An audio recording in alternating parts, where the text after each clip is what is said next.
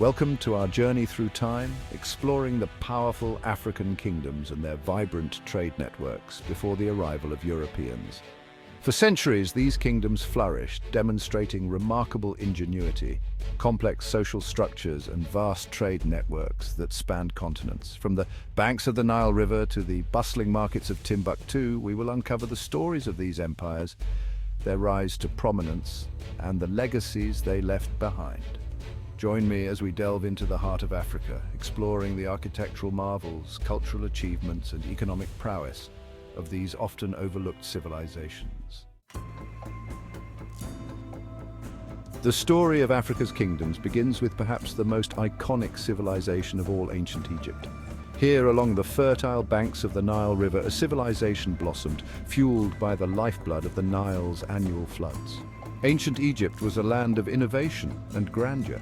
Towering pyramids stand as testaments to their architectural genius, while intricate hieroglyphics reveal a people fascinated by knowledge and the cosmos.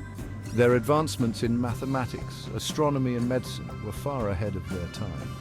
Egypt's wealth, in no small part, stemmed from its strategic location and mastery of trade. The Nile served as a watery highway, connecting them to the Mediterranean world. Grain, papyrus, linen, gold, and stone were just some of the treasures that flowed out of Egypt, traded for exotic goods from distant lands. In the lands south of Egypt, in what is today Sudan, lay the kingdom of Nubia, also known as Kush. This was a land of formidable warriors and vast riches, particularly gold, which was more plentiful in Nubia than even in Egypt. The Nubians were a resilient people, resisting Egyptian attempts at conquest and eventually establishing their own dynasty, ruling over Egypt for a brief but glorious period. They adopted many Egyptian customs but maintained their own distinct culture, evident in their art, language, and burial practices. Nubia's strategic location made it a vital link in the trans-Saharan trade. Caravans laden with gold, ivory, incense, and sadly slaves traversed the unforgiving desert, connecting Nubia to the Mediterranean world and beyond. Across the vast expanse of the Sahara, on the sun-drenched shores of North Africa, another power emerged, Carthage. Situated in modern-day Tunisia, Carthage was a maritime empire whose ships ruled the waves. The Carthaginians were shrewd traders and skilled shipbuilders, establishing a vast trading network that stretched across the Mediterranean Sea. Their ships, laden with purple dye, glass, tin, and agricultural products, sailed to distant ports, connecting them with the civilizations of Europe and the Near East. Carthage's success, however, brought them into conflict with a rising power in the Mediterranean Rome. The Punic Wars, a series of epic clashes between these two titans, would shape the destiny of the ancient world. Carthaginian trader, our ships, they were marvels of engineering, carrying goods that dazzled the world. But with prosperity came danger, and Rome was a formidable foe. The Punic Wars, they were battles not just of armies, but of wills and strategies. As the Roman Empire rose and fell, a new power was emerging in West Africa, the Ghana Empire. Located in what is now southeastern Mauritania and western Mali, Ghana rose to prominence, controlling the trans-Saharan trade routes. Gold, mined in abundance within their territory, was the lifeblood of the Ghana Empire. But equally valuable was salt, a scarce commodity in the region.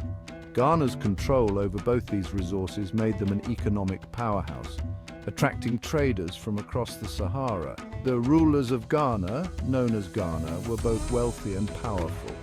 They presided over a well-organized state with a sophisticated system of taxation and a formidable army to protect their trade routes. From the ashes of the Ghana Empire rose an even greater power, the Mali Empire. Centered in present-day Mali, the Mali Empire inherited and expanded upon Ghana's control of the trans-Saharan trade, reaching its zenith under the legendary Mansa Musa. Mansa Musa, my pilgrimage to Mecca in 1324 CE is legendary. My lavish caravan, laden with gold, and my generous spending along the way astonished the world, putting Mali firmly on the map. Under Mansa Musa's rule, Timbuktu, a city in present-day Mali, became a renowned center of Islamic learning, attracting scholars and students from across the Islamic world. Mosques and libraries flourished, making Timbuktu a beacon of knowledge and scholarship. The Mali Empire eventually fragmented, paving the way for the rise of the Songhai Empire. The Songhai, once vassals of Mali, broke free and established their own powerful empire, controlling a vast territory encompassing parts of present-day Mali, Niger, and Nigeria. Under ambitious rulers like Sunni Ali and Askia Muhammad, the Songhai Empire reached its greatest extent. They built a powerful army incorporating riverine canoes and a formidable cavalry to secure their vast territory and trade routes. The Songhai Empire controlled key trade cities like Yen and Timbuktu, maintaining the flow of gold, salt, enslaved people, cola nuts, leather, dates, and ivory across the Sahara.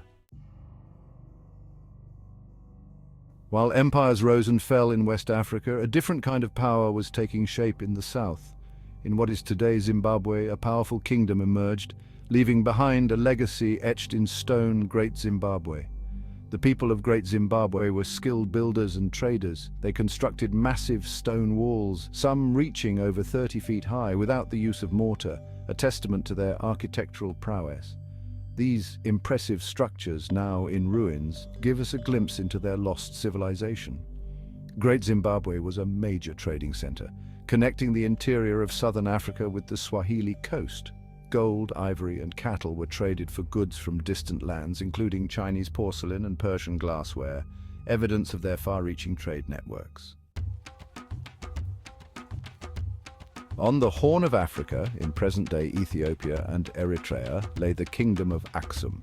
Strategically positioned at the crossroads of Africa, Arabia, and the Mediterranean, Aksum became a major player in the ancient world's trade networks. Aksum's wealth stemmed from its control over the Red Sea trade. Frankincense and myrrh, precious resins used in religious ceremonies, were highly sought after in the ancient world, and Aksum was a major supplier. The Aksumites were also known for their distinctive culture.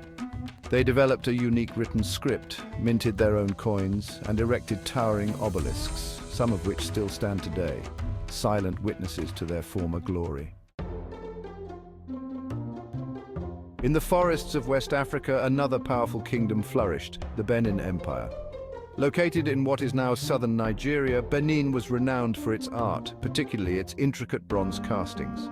The Benin bronzes, as they are known, depict a wide range of subjects, from rulers and warriors to animals and everyday scenes. These exquisite works of art provide a window into the history and culture of the Benin people. Benin was also a major trading power, controlling a network that extended across southern Nigeria. Ivory, pepper, textiles, and later palm oil were traded with European merchants who arrived on Benin's shores in the 15th century. In what is now southwestern Nigeria, the Oyo Empire rose to prominence. Known for its powerful cavalry, the Oyo Empire exerted its influence over a vast region, becoming a major player in the political and economic landscape of West Africa. The Oyo Empire's military prowess stemmed from its skilled horsemen. Riding horses from the northern grasslands, the Oyo cavalry could cover vast distances, giving them a strategic advantage in warfare. The Oyo Empire was also a major center of trade.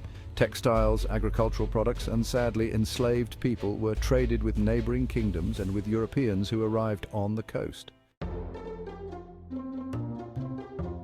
In the heart of Africa, along the banks of the mighty Congo River, lay the Kingdom of Congo. Known for its sophisticated political structure and rich cultural heritage, Congo was a major power in Central Africa. The Kingdom of Congo was a federation of provinces ruled by a king who held court in the capital city of Mbanza, Congo.